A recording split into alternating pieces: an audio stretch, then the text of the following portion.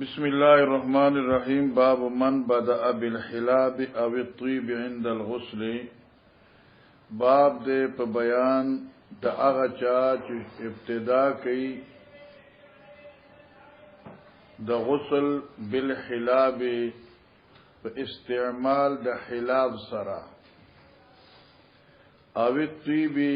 یا په استعمال د طيب او خوشبو سره عند الغسل په وخت د غسل کې.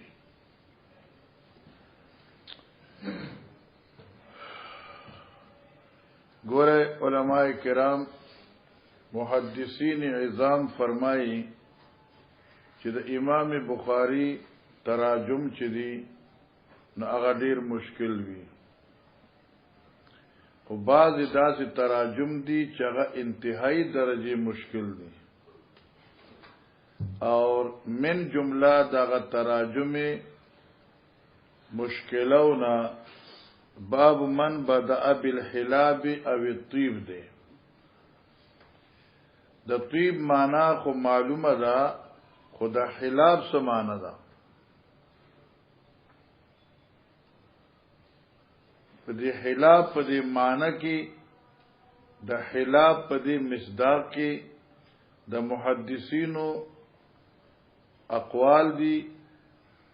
او ځکه چې حلاب یو معنا ده چې هغه شوده لشل شي،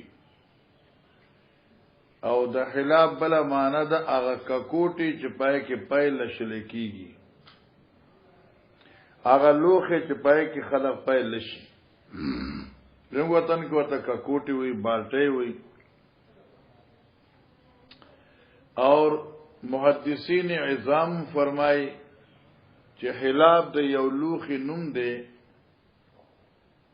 چاہے کہ تقریبا نا ارتال یا دین کم و بیش کم دے پے زیگی پے پکی رازی. نو پدی لحاظ سرا د حلاب نه څه مقصد دی؟ بیا کې د حلاب نه محلوب اللبن مرا محلوب شي،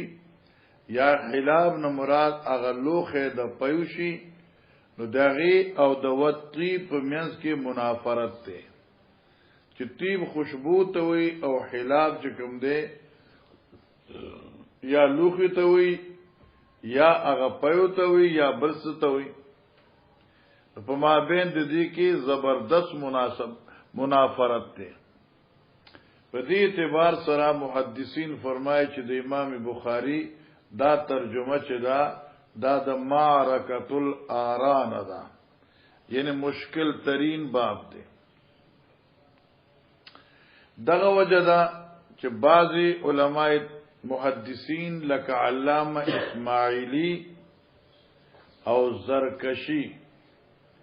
اور ابن جوزی اغي دې طرف ته تللی دي چې اغي وي من یسلم عن الخطای من یسلم عن الغلط، معصومیت د خطاینا او د غلطینا دا غسر د انبیاء علیهم السلام صفت ته. سوق دې جگہ د غلطینا پاک شي او د غلطینا بچ پاتې شي. لہذا امام بخاری په دې ترجمه الباب کې غلط شوی دی، او ځکه غلط شوی دی چې د دې حلاب او د طيب په مابین کې هیڅ مناسبت نشته دی.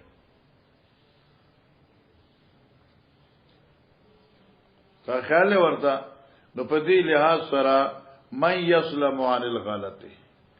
لہذا امام بخاری په دې ځکه غلط شوی دی، او باب من بدا بالحلاب او الطيب عند الغسل دا باب ترجمه ذکر کړه. ای خدان خلاص کړ، لیکن منګه خود دمر جرأت نکو. دیم قول دی د علامه ازهری چې دا ماهر فی اللغت دی، اور اغوی اصل کې دا حلاب نه دی، دا جلاب دی، جلاب او دا اصل مورب د گلاب دی. او گلاب کو تاسو پیژنې صادر ته وی کنه، گلاب پیژنې کنه، خوشبو بوټی ته وی، نو دا اصل کې دا کلمه ګلاب دی او دا جلاب چې کوم دی نو دا معرب دی ځکه چې په عربی کې غاف نه راځي نو باب من بدأ بالګلاب او الطيب باب دې په بیان داغه چې شروع کوي غسل په لګولو د ګلابو ارقي ګلاب او الطيب یا خوشبو دا اصل کې ګلاب دی خدا دا جلاب د سره تعریف شوی دی چا دا ګلاب ممن بدأ بالجلاب او الطيب شو دا علامہ ابن الازهری فرمائی لیکن مشهور عالم چې دی ابن الاسیر هغه وی چې دا غلط دی او دا ازهری دا قول چې کوم دی دا غیر مناسب دی دا دمر لوی سړی ته دا خبره نسبت کول چې دا اصل کې ګلاب او دا تصفیفا جلاب شو او دا څه شو فلان کې دا خبره غیر مناسب ده لہذا اسماعیلی د زرکشی د ابن الجوزی او د الازهری دا دو اقوال چې کوم دی اخرت شو چرز شنو بیا کوم په دې کې من بدا بالحلاب او الطيب عند الغسل کې تنافر موجود دی چې ايو مناسبت بین الطيب و ايو مناسبت بالحلاب وما بین دې کې مناسبت نشته نو بینو توجو کله کله دا د وفاق په امتحان کې راځي اوسې او ځکه چې دا د محدثینو په اصطلاح کې لکه دا ترجمه چې دنو دا لکه خه مشکل ده او بیا په دې باندې محدثینو ډیر باسونو او ډیر لوی خبري وغیرہ کړی دي نو د دې حل دای حل کې درې اقوال ذکر کوو با یو د علامه ابن حجر عسقلانی ذکر کوو اور یو بهونګه د شاه ولی الله محدث دهلوی ذکر کوو اور یو د مولانا زکریا صاحب قول ذکر کوو او دا اقوال چې کوم دي نو ان شاء الله په دې سره به دې باب حل وشي او کې یو سره مزید حل د پاره کوشانوي نو یو کتاب د دغینم د ایضاح البخاری او هغه د علامه فخر الحسن دیوبندی سے شرح ده او خو ډیره جامع مفصله ده خو ډیره مختصره ده بس په دې 2-3 پاڼو پس بیا خلاص شي نواری دا دیزه که اغی دیر خو کلام کرده خودیاغی کلام نمخ کی بطور تمهید دا خبر اجزا که چې د عربو دستورو اوسم په پنجاب کې د خلقو دستور دی چې کوم پهلوانانی او خپل د بدن د حفاظت خیال ساتي نواری چې کله غسل کوي لامبي اول ځان خو غوړی خزان خو مالش کی خزان غوړ کی دغه نفس په صابون سره لامبي او دغه وجه دای چې سړی چې غوړ شي کنه د دې د اخیری چې کم دین د سپک شي دا نرم شي هلکه شي هغه نفس بیا په صابون سره لامبي کنه نو د اخیری زائل شي او سړی پاک شي او بدن هم خمزدار ملیم پاتې شي ایزاح والدا یو جمله لیکل دا چې زموږ په هندستان کې بعض غربا خلقی نغی او خاور دا چاہتا ملتانی مٹی ہوئی اگا ملتانی مٹی چې دا خاورا آمخ کے پا بدن بانے منگی اور اگی نفست چکم دے بیالان بی زکا چاہی سر خیر سپور شی او خیر نرم شی اس منگا باز کہو چه من بدأ بالحلاب حلاب سی شیده د شاول الله رحم الله قول دا چې دا حلاب نه مراد محلوب دی اور محلوب نه مراد محلوب البذور دی او بذور د بذر نه دی او بذر تخم ته وي عربو قاعده وا لکه هندستانیانو هم وي دغه وا چې دوی با مختلف بذور مختلف تخمونه د خوشبویانو وغیرہ هغه به جمع کړل ورغینه به یو قسم عصاره جوړ کړه هغه به نه جوړ کړه یو قسم عصاره به ته جوړ کړه هغه عصاری سره به دوی خپل مخویزه سر ګیره وینځلا او داسې د خیری زیونه به وینځلا آیت محلوب البذور وای او لکه حدیث کې چې راځي پیغمبر علیه الصلاۃ والسلام با خپل سر وینځه په ګل ختمی سره دا ګل ختمی خدا یو وبونه علاوه یو شی دی چې دې سره بدن یا وخت پاکیږي خیرتی زایل کیږي نو دا حلاب اصل کی د محلوب نه دی او محلوب نه مراد محلوب البذور دی بذور د بذر نه مختلف تخمونه دي نو مختلف تخمونه به جمع کړه هغه آینه به غس وخت هغه نو یو قسم اوساره یو شی لکه او بمو بوته وخت کلی آبت نه چور کړي نو هغه سی سره بیا وخت وینځله راي کې بداو چې مخلوب البذور کې د ګلاب او بذر بو د بلسي بذر بو راي کې بس معمولی خوشبو وا نو هغه خوشبو نو من بدا بالحلاب باب د په بیان د شروع کول د غسل د محلوب البذور سره اوی طیب یا په خوشبو سره نو معنی دا چې امام بخاری دا خی چې یو سره د غسل ابتدا په خوشبو کې غسل مخ کې خوشبو لګی نو هم صحیح ده او کې خوشبو ني محلوب البذور لګی نو هم صدا جائز ده دیشو علماء کرام دا د شاه ولی الله رحم الله قول دی علامہ حافظ ابن حجر رحم الله فرمایي چې دا حلاب چې کوم دی نو دا یو نوع د طیب ده او امام بخاری داوی چې دې ځکه مقصد دا دی ابن حجر مقصد دې باب امام بخاری دا خی چې دا غسل دو کیفیت دي یو کیفیت د غسل دا دی استعمال د طیب قبل الغسل دی او بل کیفیت دا دی چې استعمال د طیب بعد الغسل دی او پیغمبر علیه الصلاۃ والسلام چې دی نو اغیب خوشبو لګولا د غسل نه مخکې هم او بیا به لمبل او بیا خوشبو به لګولا پس ته فراغت ته غسل نه هم نو اوس چې موږ دا مانو کو نو صفحه 41 کې چې کوم روایت راځي هغه د دې تایید صفحه 41 کې د بخاری شریف ٹھیک شو آغا رنبای کرخی تا اگورا قجیرا قال ذکرت لعاشا فقالت يرحم الله ابا عبد الرحمن كنت اطيب رسول الله صلى الله عليه وسلم فيطوف على نسائه ثم يصبح محرما ينزخ طيبا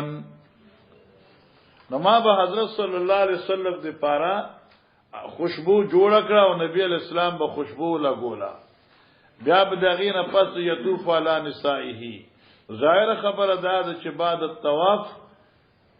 علی النساء غسل کوي کنه نو غسل به وک او ثم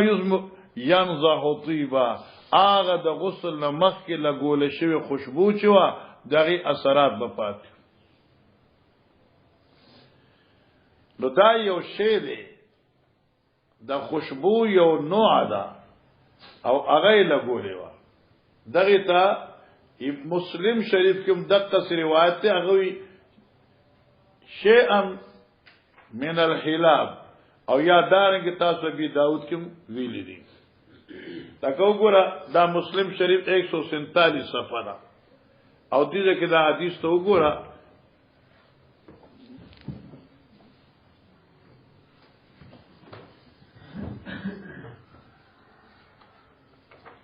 147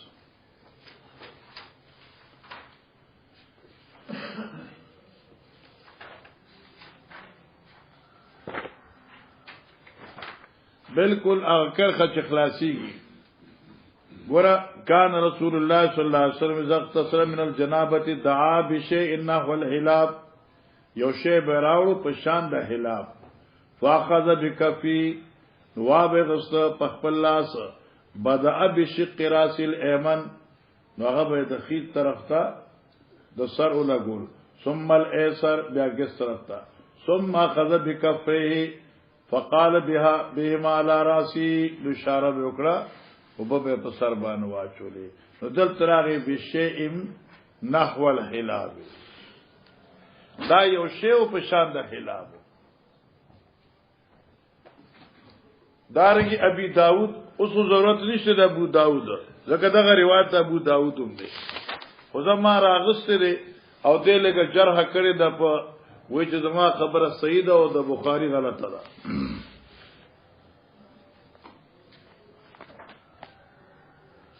صفحه 36 وګوره ابي داود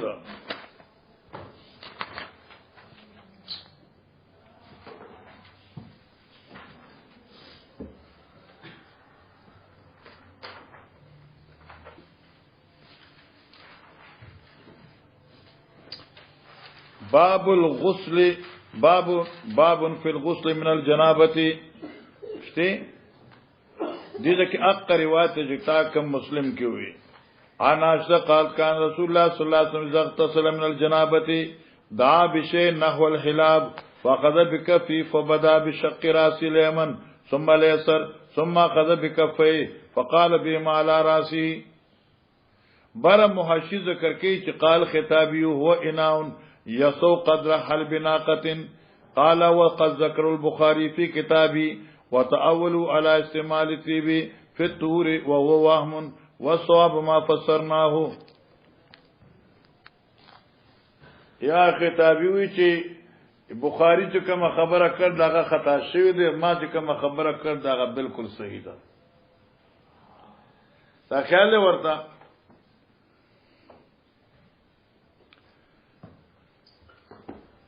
اوس منګه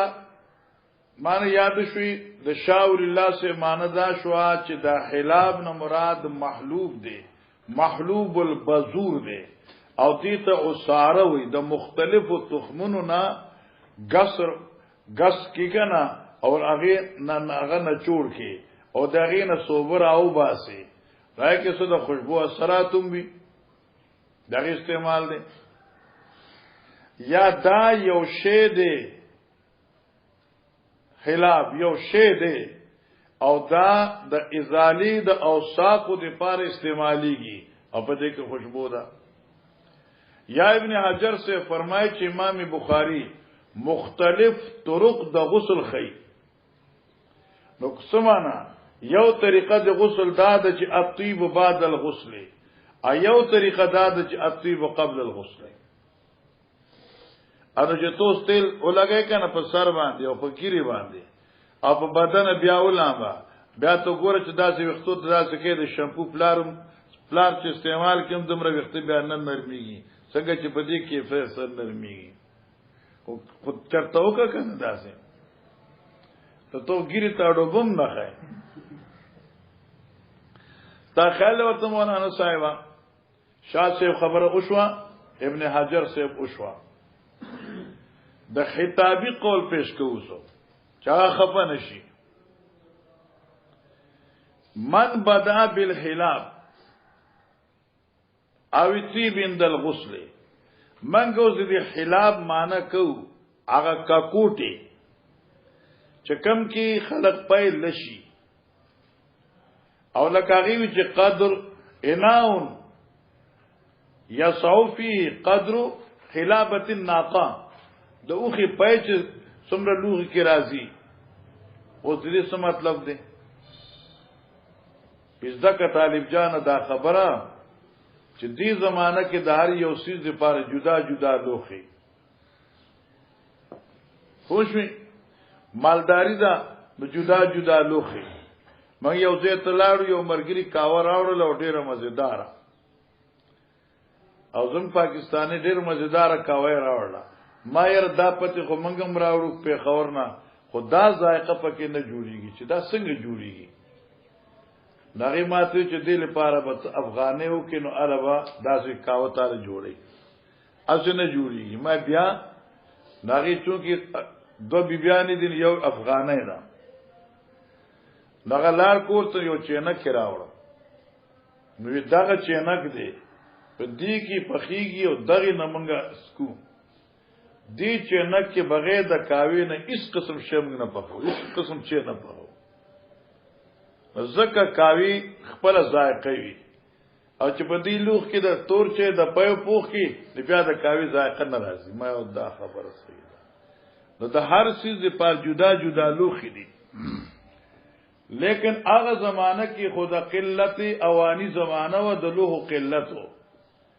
نو معنی دا شوا چې حلاب نه مراد هغه لوخ دی چې کم کې خلق میخي او ګډي او بيزي او اوخي لشي نو کم لوخي کې چې ته اوخه اولشي تا خیال ورته نو پاغي لوخي کې د پيو چکناټ وي چکناټ پیژنې د پيو غوړواله وي اوس دغه لوخي کې غوړواله دي امام بخاری دا خی چې یو سړی غسل شروع کی پاغه لوخي د پيو سره چې پای کې وبدي او دا وب غوړی وي او دا غوړی وب په بدن باندې پسته لمبل نه پاتې شي نو دې سره په غسل باندې هیڅ اثر ناراضي لکه طيب دې مخ کې لګولي پس د غسل دغه اثر پاتې شي هیڅ نقصان ناراضي او دا ټونګه خبره ده او دا ټولو کې مزیدار ده او دا د امام بخاری مزاج سره جوړیږي سره ډونګو خبره ډونګا هاغه لوخه چې کم د پيوي او پای کې وب پرتی نو خامخه غوړي کنه تاسو ته خیال وکړئ چې کم لوخي داسي نو هغه کې ته بواچه نو پغې باندې تریس پینواله بر په دې وبو باندې پروتي اوس کې دغه وبو سره ولامبي او ستاپ دې بدن ما سمې نو تو پاتې شي سو غوړوالي اثرات پاتې شي نو آیت د مزر د غسل دیو کې نه دي نو اشاره دا شوا چې بای دا کمی اوبه چې لکه غوړی شي د محلوب د لوخي په وجه سره او اغه سره تولامبي او دغه اثر پتا باندې پاتې شي نو دا معنی د غسل نه دی ستا په طهارت کې په دې سره نقصان ناراضي لکه خوشبو لګول شوی ابتداءً او تو علماء او دغه اثر کې پاتې شي نو هغه سره ستا غسل کې دغه ناراضي اوس ګور من بدا بالحلا باب دې په بیان دغه چا چې ابتدا د غسل کې هغه ابو سره چې په حلاب کې پرتی وی او تیبی یا ابتدا د غسل په خوشبو سره کړی وی نو دواړه یو شی دی نو اوس خبره مزیدار شو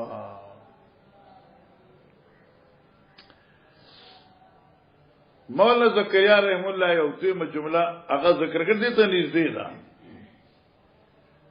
دا محلوب د حلاب چې کوم برتن دی کنه انا لوخه نو دی کې دا وبچ کمینو دا اکثر غوړی وي نو خلک ابتدا کوي په ځان باندې د غوړو بو اچولو چې دې سره خیره نرم شي دې سره خیره نرم شي او بل خبر داد چې دې پيو کې خپل یو خوشبو هم شته ده د پيو لوخي ګورغه کې خوشبو وي په استعماله پای کې یو خوشبو وي یو سره ابتدا د غسل کی او هغه تری په بدن باندې ابو واچي او بدن دې پاغي سره نرم کی لپاره دې چې خیره آسان شي او دې اولامبي نو دا ابتدا د غسل شوا په محلوب سره په غوړوالي سره هغه تری سره اور یا ابتدا د غسل بالطيب دار یو شی شو نو مقصد د امام مولانا زکریا صاحب دا شوا چالکه ابتدا بالحلاب نم اوراد هغه غوړی وبدي چې ته په بدن باندې واچي او خیره ورسره نرم کی نو دا جایز دي باب من بدا بالحلاب باب د بیان د شروع کولو د غسل داغه چا چې شروع کوي غسل په غوړوالي دی یو سیس سره لکه پيو پیروي شو اوی تیبی یا خوشبو شوا دا غسل دوار صحیح دی ٹھیک شوا طریقین دا غسل شو عند شاہ ولی اللہ رحم اللہ چا محلوب البزور شو او دی کی دیر خبری خون کی چاگا لکا خاور ملتانی خاور شوا یا گل ختمی شو یا یو بل شی شو یا یو بل سی شو دیر پار چاگی سر ازالہ دا خیریو کی نو دا صحیح دا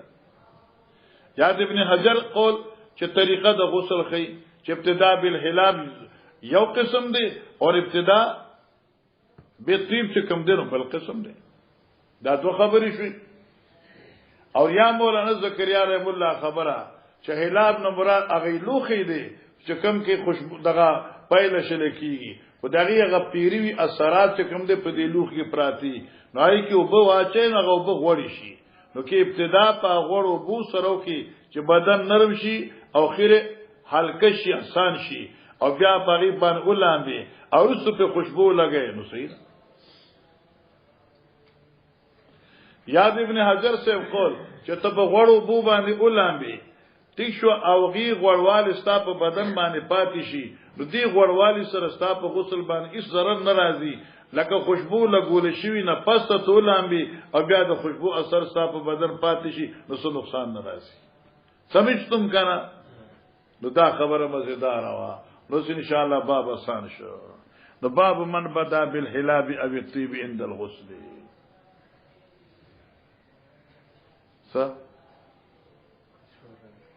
خیر ده تبي پوری ما وندا شورا سر نه باب من بدا بالحلاب او الطيب عند الغسل وشو مخکدا محمد بن مسنى قال حدثنا ابو عاصم عن حضرت عن علي القاسم عن عائشة رضي الله تعالى عنها قالت كان النبي صلى الله عليه وسلم إذا يغتسل من الجنابة دعا بشيء نحو الخلاف فأخذت بكفه فوضعت بشق رأسه الأيمن ثم الأيسر فقالت إذا اغتسل من الجنابة إرادة بد غسل د جنابت کوله دعا بشيء نحو الحلاب نراو به وخت یو شی په شان د حلابو نو مانس شی یو شی به راوړ حلاب نو دا شی اق شی شخه لکه غوړ شی اق شی لکه ملتانی خاور شو یا اصارت البذور شو دا شی ان دې سر اشاره دی رنده یا نفس یو غړواله دا یو شی په شان دا غپیو د پيو د پیریوي یعنی غوړ شي فاخذ بكفي نوابغ سپلاس فبدا بشق راس اليمن ثم اليسر فقال بهما دا قال دا اقوال افعال عامونه ده او دی خپل معنی بدلی په اعتبار د سره په اعتبار د منسوب الیه سره نو فقال بهما یعنی اشار بهما على وسط راسه سره کې واچو چر نور ساده سجده باب المزمزه والاستنشاق فی الجنابه باب دې په بیان د خلی کنګالولو او د پوز کې دوبه اچولو په حالت ته جنابت کې ګوره مولانا دا مسله مخکې تیر شوې ده او چونکی د مزمزی او د استنشاق فی الجنابت د اهمیت په خاطر باندې امام بخاری مستقل باب ذکر کړ او په دې کې موږ اختلاف مخکې ذکر کړی دی کې تاسو یادی عند الاحناف چې کوم دی مزمزه او استنشاق وضو کی سنت ته په غسل کې فرض دی امام مالک رحم الله اور امام شافعی صاحب رحمه الله اغي دواړو کې سنت وي فلوزو کې او غسل دواړو کې سنت وي اور امام احمد ابن حنبل ندری اقوال منقول دي یو سنت فی الوضو فرض فی الغسل کا قولنا دیم دادی چې سنت فیهما دواړو کې سنت دي او دریم قول دادی چې فرض فیهما نو هم دواړو کې سنت دي او بعض چا قول ذکر کوي چې په دواړو کې د سنت نه استحباب درجه ده کې و دکړه نو دکړه کینې نه یو قول سنت فیهما دویم قول مستحب فی الوضو سنت فی الغسل دریم کا قول ابی حنیفہ رحمہ اللہ السنت فی الوضو فی الغسل او بیا دلته استنشاق نه دی راوړې مخکې موږ په دې کلام کړل الته فقط استنشاق ذکر کړو او موږ دا سوال کړو چې استنشاق بعد المزمزوی او دلته مزمزه ذکر نه کړ استنشاق مقدم کړی دی نو دا غي نقطه موږ الته ویلې وا چې استنشاق چې کم دی دا امام احمد سے فرمایي چې دا استنشاق دا فرض دی او مزمزه سنت ده او دغه د اهمیت په بنا باندې چې کم دی هغه شو استنشاق مخ راوړه نو دلته مزمزه استنشاق فی الجنابت ذکر کا نو احناف قول تایید شو چې مزمزه استنشاق په غسل کې فرایض نه دي او اهم دي اهمیت اشاره شو جناب قال حدثنا عمر بن حفص عن غياث قال حدثنا ابي قال حدثنا الاعمش قال حدثني سالم بن قريش عن ابن عباس قال حدثتنا ميمونه قالت سبقت للنبي صلى الله عليه وسلم حدثتنا ميمونه رضی الله عنها من تقریر کا قال سببت للنبي صلى الله عليه وسلم غسلا ماړولوي پیغمبر پاک دې پارا وبدلم بلو فافرغ بيميني على يساري نو اړولوي پیغمبر علیہ السلام فخپل خلاص باندې وبګستا فغسلهما نو ثم غسل فرجو بیا استنجا وکړه ثم قال بيدي على الارض یا اشاره بيدي على الارض بیا اشاره وکړه په لاس مکه دا ولي زکه چې مولانا صاحبہ هغه نجاست لطیفه غیر مرئیه دغه ازاله شي ان نجاست لطیفه غیر مرئیه څه ده رائحه چا رائحه عموما وی نو دغه ازاله شي فمسحا بالتراب ثم غسل بیا ولمبل وی وینزل ثم مزمزا واستنشقا ثم غسل وجهه وفاض على راسه ثم تنحى وغسل قدميه خلاص ثم اتي بمنديل فلم ينفذ بها بیا حضرت پارا مندیل راوړې شو فلم ينفذ بها پیغمبر پاک په دې سره د خپل بدن مبارک او به اوچ نکړلې یعنی استعمال نکړه ٹھیک شو اوس دې کې باز دې چې استعمال المندیل کیفا دې کې 15 اقوال د علماء کرام ذکر دي بعض علماء کرام فرمایي چې د مندیل استعمال چې کوم دی دا د کراهت درجه ده ځکه چې دا په اسراف کې راځي او ځکه پیغمبر علیہ السلام فلم ينفذ بها نو حضرت په دې کپڑے سره خپل ځان خوشک نک اوچ نک لہذا استعمال د مندیل مکروه دی دیم قول دا چې استعمال د مندیل چې کوم دی دا مباح دی معنی کې استعمال دی وک نو ګناګار نه او کې ترک دی وک نو هم ګناګار نه نو الاباحت دی دریم قول دا چې استعمال د مندیل چې کوم دی نو دا مستحب دی دیکھیں استحباب درجہ دا او دا اولاد ہے استحباب دی غسل کی پادس کی مندیل استعمال اول دا مستحب دی سلورم قول دا دی چې دا استعمال د مندیل په اعتبار د موسم دی لکه جمع کې استعمال وکا لکه چې بیا بدل یخ کیږي او ګرمۍ کې پریږي د خپلهانو لغون بدن باندې سور پاتش نو د ګرمۍ په موسم کې ترک مندیل دی او په جمع کې استعمال د مندیل دی خو په هر حال د اباحت درجه عند الکل دا او په دې کې څه اشکال نشته دی اوس دې کې فلم ينفذ بها حضرت نو استعمال کړي په دې کې روایت مختلف دي بعض ذکر راځي چې حضرت نه استعمال کړي او بعض حضرت عائشہ به حدیث دی چې د رسول الله صلی الله علیه وسلم په کور کې یو مستقل کپڑا و مندیل وو چا به حضرت استعمالو او مستقل مندیل خو نو دې لپاره علما حضرات فرمایي چې فلم ينفذ بها یا د موسم لحاظو یا فلم ينفذ بها یا غتولیا لمده و مستعمله وا او بعض فقها ملال قاری لکی چې شاید هغه خیرنه وا او د حضرت د مزاج کې دغه استعمال کې نفرت راغی ویل رکدا شاره چې وی زدا خو ګم صدا خیرنه را یا مستعمله وا د مستعمله قاسم لمدین بیا فن نه کی استوت سوچ ہے او یا خیرنه نوم خوان نه کی دې لپاره حال زکا ردو کا یا ډیره ممکنه ده چې په دې رضبان موسم له ګرم وو حضرت پریج دا په زما په دې بدن وی چې له غوړ ماته سوړواله زیات محسوس شي ٹھیک شو نو علی باحت دینه به باسونه چلو مخه دا مخه حدیث کې تیر شوخه چې پیغمبر علیه الصلاۃ والسلام استنجا چوکړه هغه نه پس لاس مبارک چې پزما کې ومخه او الته کې نور سمسنو نو قدم را چې فمسحا بالتراب بيد الارض فمسحا بالتراب لاس خاور لوړ والته لاس لاس ګوتې پاکې کړې اوس وې لکه داولې پاکې کړې ویکون انقا بس دې باب کې امام بخاری دا غي لفظ ذکر کا چې دا ګوتې چې په خاور باندې راخلې وي دې لپاره لیکون انقا چې دې کې انقا شي سمر خي صفاشي خي ستري شي خي پاکي شي او دې کې سشي اشاره شو هغه ازالی دغه نجاستی لطیفه غیر مرئیتا چغه کیا ہے رائحه دا جی وفي قال حدثنا عبد الله بن زبير الحميدي قال حدثنا سفيان قال حدثنا الأعمش عن سالم بن أبي الجعد عن قريب عن ابن عباس عن ميمونة أن النبي صلى الله عليه وسلم يغتسل من الجنابة فغسل فرجه بيده ثم دلك بها الحائطة ثم غسلها ثم توضأ وضوءه للصلاة فلما فرغ من غسله غسل رجليه. نو خبره پکې نشته. باب هل يدخل الجنب يده في الإناء قبل أن يغسلها إذا لم يكن على يده قدر غير الجنابة.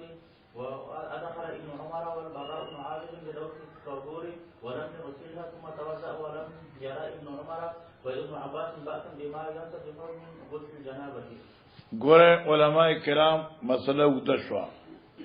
هل يدخل الجنوب يده في الإناء قبل أن يغسلها إذا لم يكن على يده قدر غیر الجنابتی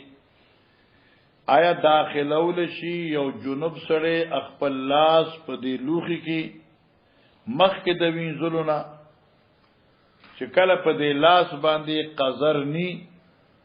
قذر نه مراد دوی نجاست یې ناپاکی ني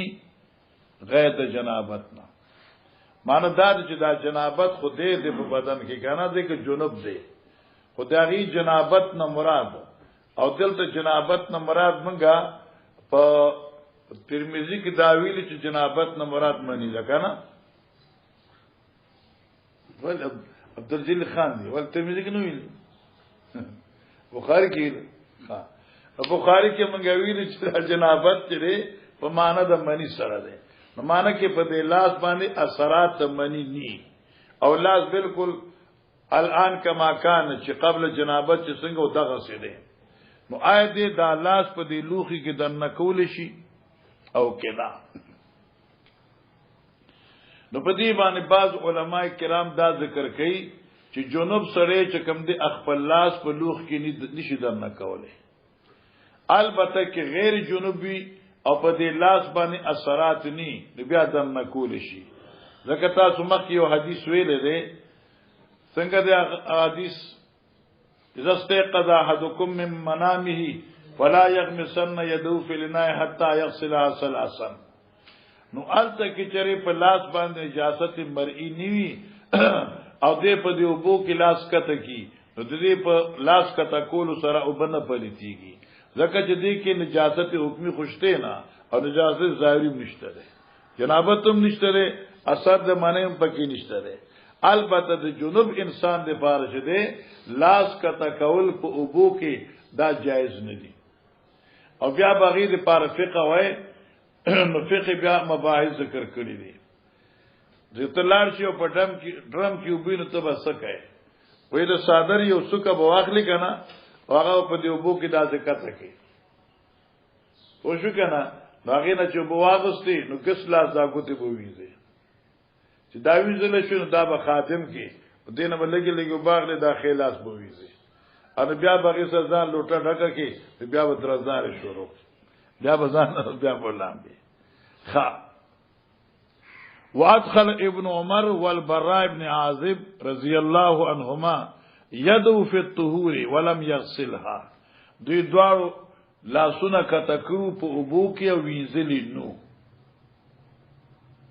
ٹھیک شو نو معنی دا شو چې اثر د جنابت په نو لکه منی نو سنجاست ظاهری په نو دوی لاسونه په ابو کې کتکرو نو از ضرورت تبیح المحظورات ته کنه او از ضرورت يتقدر بقدر ضرورته ازمون یو استاد دغه بکلا کلا غب کوي از ضرورت تبیح القاذورات ونه شو کنه ضرورت چې راشي بیا قاذورات هم حلالي کنه ګنه یې ګنده سيزونه دا خو ضرورت ته د بیا د ضرورت مطابق لکه د ګوتو د سر نه لګي لګي باچو چې دا وی دې لګي لګي علاقه د ضرورت لکه چې نور څه کار شته نه. ثم توضا بیا دوسر ولم ير ابن عمر وابن عباس بأسا بما ينتزه من غسل الجنابه. الکه سړی چې لامبي او د ابو د جنابت هغه چن کی هغه ساس کی قطرات په بدن د انسان باندې ولګي نو هغه څه حرج نه پیدا کیږي. ځکه چې دا دینه بچ کېدل د ځان بچ کول د ځان ډیر مشکل دي. لکه د بول علا قدر وسل ابرا ایسه نجاست ناراضي او دارګي هغه قطرات توبو چې په انسان په بدن ولګي نو پاغي سره نجاست ناراضي یعنی په کپړو مپړو باندې راشي. اعلان دي کنه غسل خانه کې بعد وخت کپړو باندې اساس کیو لګي نو پروا نشته ده. چی ومن يملك انتشار الماء فإنا لنرجو رحمت الله ما واوصى من هذا. بیا شی او جمله لیکلې ده او ډیره ناشنا ده. حسن بصری وی ومن يملك انتشار الماء سوق دې چې ځان بچکول شي د قطرات توبونا فإنا لنرجو من رحمت الله ما واوصى من هذا. لا يكلف الله نفسا الا قربان. وبه قال حدثنا عبد الله بن مسلمة قال حدثنا عبد بن حميد عن قاسم عن عائشة قالت كنت اغتسل انا والنبي صلى الله عليه وسلم من اناء واحد تختلف ايدينا فيه. تختلف معنی دا شو چې زمونږ لاسونه به یو بسل لګیدل. بل معنی دا چې تختلف معنی دا زموږ لاسونه عدل بدل تل معنی حضرت لوټه اغستل نو ما به دمه کوله شای به واغستل ما به لوټه واغست. اختلاف معنی دا چې مخکې به یو لاس باټه ته کته شو نو بیا به بل لاس باټه ته کته شو. لکه دواړه به یک وخوري شو کده کېده کنه. ٹھیک شو کنه چلو. بي قال حدثنا مسدد قال حدثنا حماد بن هشام عن ابي عائشه رضي الله عنها قال كان رسول الله صلى الله عليه وسلم اذا اغتسل من جنابه غسل يده. وش اراده به کل غسل جنابت لاسونه مبارک به وینځل. وبي قال حدثنا ابو الوليد قال حدثنا شعبة عن ابي بكر بن حفص عن عروه عن عائشه قالت كنت اغتسل انا والنبي صلى الله عليه وسلم من اناء واحد من جنابه وعن عبد الرحمن بن القاسم عن ابي عائشه مثله. نو مطلب دا چې پر موږ په ترمذی کې ویلو کنه چې موږ دواړو غسل کاو. ما غسل کاو نبی علی السلام د یو لوخي نه کوله. نو الکه هغه پرونه درې واړه مسلې ثابت شي. مسل مرم غیر ناقص دي او جواز فل طول مر عمر راغې. ٹھیک شو کنه او رؤیت ته زوجین یو بلتا بقدر ضرورتم جائز شو هغه سره راغې یو لوخي نه.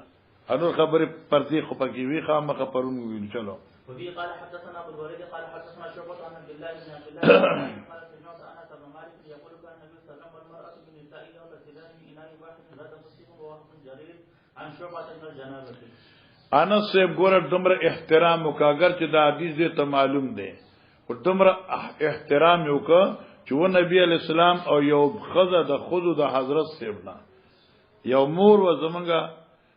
یغتسلان من اناء واحد دوی د یو لوخي نه غسل کاو. نو میوانه غسته حالانکه مخکې روایت اشیاء به ذکر وشو یا داو چې انس سیفتا هغه مرئی اسم متعین نو خدمر او تفتوا او یا احتراما چې کوم د نومي وانه غسته په نبی علیہ السلام او دغه بیبي به د یو لوخي نه لمبل. جی باب من افرغ بيمينه على شماله في الغسل. بس هغه سي اسانه خبره ده چون کې ګوره امام بخاری مزاج په یو خبره باندې ترجمه تړي او دغه وجنه په بخاری کې تکرار زیات دي نیمه نم سوا ده 2.5 زره یا زیات نه زیات 3 زره غیر مکرر دي او شپږ زره تقریبا مکرر دي. خدغه وجه ده چې اوس دا روایت مخکې مکرر صرف دغه دا ذکر کی افرغ بیمینی علی شمالی فی الغسل. اصل کې خدا پکار دسه چې دا خیر غسلاس خادم دی او خیر مخدوم دی. د غسلا سره په خیبانه چې د صفاکل پکار دی مخکې لکه اوس ما درته وی لکه اوس دې ځکه وی چې په خلاص به وبا چولې په غسلاس باندې نو اوس دی وخت دا خیر خادم شو او غس مخدوم شو. خدا مخدومیت د غس ولدي لوج د استنجانا چې هغه محل داسې دی چې کې استعمال د یمین نشنه کی چې استعمال د یمین نکیږي نو په یمین وبا چې په غس ځکه استنجا کې استعمال چې کوم دی هغه دا نوکر کار دا خو حقا ده کنه او چونکه نوکر خو یوازې کار تر سره کول نشي نو خیر را مالک دی وته لګي لګو باسي. چلو وبه قال حدثنا موسى بن اسماعيل قال حدثنا ابو عوانة قال حدثنا الاعمش عن سالم بن ابي جابر عن قريب عن مولى ابن عباس عن ابن عباس عن ميمونة بنت الحارث قالت وزعت لرسول الله صلى الله عليه وسلم غسلا فسترته فصب على الله دا من پرم تایید کړو وساترتو ګور ما ولا حضرت ته پرده جوړه کړی وا فصب على يده فغسلها مرة او مرتين قال سليمان لا اذكر الثالثة ام لا ثم افرغ معنی دا شو چې میمونی صاحبی وی چې حضرت سے لاسونه ویزلو خو مرتن ویلو کې مرتين ویلو معنی څه شوې په مره او مرتين کې دا خو د میمونی په خپل تردد دی خو بیا د میمونی شاګرد وی چې دا راته یاد ندی چې زما ما څه چې راوی روایت کاو سالم سے اغه دا مره ثالثه ذکر کړو کې نو ذکر کړي دا ټکي راته یاد نه ده ثم ابرق بيمينه على شماله فغسل فرجه ثم زلق يده بالارض بالحاجب دا اوس منګاوي ګور استنجا وکړه او استنجا د اومنګ خپل لاس په دې ځمکه یا په دیوال بیا مزمزه وکړه استنشاق وکړه وغسل وجهه يديه وغسل راسه ثم صب على جسدي ثم تنحى بیا دغه زینه په ډډه شو کم ځای کې چې د غسل وب جمع شي فغسل قدمه فناولته حرقه نو چې ما حضرت ته اراده وکړه د ورکولو د حرقي یعنی یو کپڑا ای وخت دا تولی چرته وي علاقت دی آدم خود زمر دی علاقت دی آدم غوټي غوټي تولی دي کنه او د دې وینځلم ډېر مشکلي او بیا بوچیږي کنه خو وړي وړي خې دي کنه وښکنه نو په دا په 300 کېږي نو د 300 شپږ تولی کېږي تخیل نه او نو هغه بیا استعمال کې زړه شي نو ختمه کا هغه وینځلم اساني په باه ځون خدا اوس عجیب دور دی داری او سید کمی نشته ده یو حرقه می ولا راول یو صادر فقال بيده هكذا نو مان اشار بيده هكذا مراړه هكذا ولم يردها سمان شمولي سیوا ولم يردها او اراده د استعمال نکړلا تشو درد نه ده لکه چې مخکې هكذا خوردو کنه ولم يريد اراده د استعمال نکړلا دا نه چراغ نه مراړه نه مونږ وایو چې دا سره پارا چې موسم بګرمي یا مزاج خبر چې بنی راوړ بس پرېدا وا خبر نه چې دا د پرتی چې دا به لیکي یا قسم ته لیکي دا خیال ورته چلو بابا تفسیر الغسل والوضوء والقران ابن عمر انه وصلاه دمين بعد ما جف وضوءه ګورا مولانا صاحبہ پدې کې باس دے او الحمدللہ پدې ځکه امام بخاری علیه الرحمت د مسلک د ائمه ثلاثو تایید کړي چې وضو کې موالات منګه د سنت د استحباب د مستحب والی قائلو امام مالک علیه الرحمت چې د شرط د موالات د شرطیت قائل دی موالات دی ته وی چې ته عضو ثانی ویزي په داسې حال کې چې تجفیف د عضو اول نی راغله معنا جفو پکې نی راغله عضو اول ثانی او چشوي او بل ویزي دی ته موالات وی دا چې بس یکدم د ترزار شروع کا خو کې یو سره مثلا مخویزي هغه په تولی سره اوچ کی بیا لی چې ویزي کنه او بیا دا اوچ کی مسو کې اخبي نمګه صحیح ده امام مالک رحم الله فرمایي چې موالات ته موالات دي ته چې عضو ثانی به ویزي په داسې حالت کې چې عضو اول مغسوله او چشوي ني دا امام مالک سے مسلک دی امام بخاری دلته باب راوړو تفریق الغسل والوضوء دا غسل او د وضو په مابین کې تفریق کول یو دویم ويذكر عن ابن عمر انه غسل قدميه بعد ما جف وضوءه دی وینځلی خپل خپې پس هغه نه چې اوچ شي هغه اوبه د اداس په اعضاء د وضو د ابن عمر باندې نو معلومه چې موالات شرط لري اوس دا تفریق الغسل څه مطلب دی تفریق الغسل والوضوء. بعض علماء وی مولانا چې د غسل او د وضو په مابین کې تفریق د فرائض نه، ځکه وضو مستقل فرض دی او غسل مستقل فرض دی، نو دا پتا باندې فرض دی چې تباول ادس کئ او بیا به دغې نه پستا غسل کئ، نو دا اعضاء وضو بیا پکې لا او چې بیا نه پال بیا به ویږي، دا تفریق الوضو شو یو. اور بعض ائمه حضرات فرمایي چې ادس اول کول فرض ندی، قلک من سنن الغسل دی، خو کې یو سړی مثلا اول ادس اونک او دی دغه سے ټول بدن ویزه وی لمباو او صفای سترای کا، نو په دې باندې بیا اعاده وضو نشته ده. بلکې بعض فقهای کرام په داسې سړی باندې چولامي او بیا دوباره ادس کوي، پای باندې ډېر سخت فتوی د حماقت پورې لګولې دي، د سنت خلاف دی او دا د ناپوه سړي کار دی. الکه ادس لکه استاد اعضاء ویزل شل کړه چې اعضاء ویزل شل بس خلاص شو خبره. دریم صورت ته تفریق داد لکه تولامي مکمل او تولیه استعمال کی او اعضاء مکمل اوچ کی او بیا د غسل خانه نه بار راشي او دته د سبیل څخه او بیا اختی ویزه، نو تفریق دریم صورت دلته کې داده. او دغه د لپاره موږ وی چې دا ویزل الدی چې التمای مستعمله وی او کینی بیا د دې ویزل ضرورت نشته ده، هاکه په دې لارې د غسل خانه راوتی او سپلای در څخه نیوي اور اړ ټوټه لاندې د خپې کې خو دې لا باسفیتو ان شاء الله. جی وبي قال حدثنا محمد بن محمود قال حدثنا عبد الواحد قال حدثنا الأعمش عن سالم بن أبي الجعد عن سريج مولى ابن عباس عن ابن عباس قالت ميمونة وضعت النبي صلى الله عليه وسلم مع جورة به فبرأ على يديه فغسلهما مرتين وثلاث ثم أفرغ بيمينه على شماله فغسل مذاكيره ثم دلك يده بالأرض ثم تمضمض واستنشق ثم غسل وجهه ويديه ثم غسل رأسه ثلاثا ثم صب على جسده ثم تنحى من مقامه فغسل قدميه.